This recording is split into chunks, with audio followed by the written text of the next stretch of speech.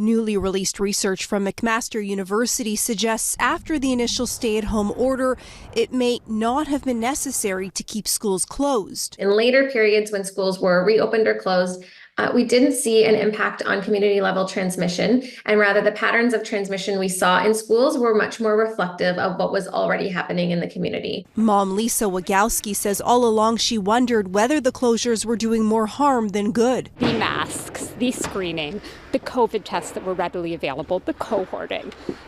We had the sense that these were effective. When infection prevention and control measures were in place, the research found secondary transmission within schools and daycares was low. Masks and test-to-stay policies might be the most important measures. From the second wave, closures did not appear to affect community transmission, hospitalizations, or mortality. Distancing policies didn't seem to make as much of a difference as we would have thought, and that's likely probably due to actual adherence, the ability of kids to adhere to those measures. As for remote learning, researchers found it was associated with educational disparities, especially for families with little to no access to technology.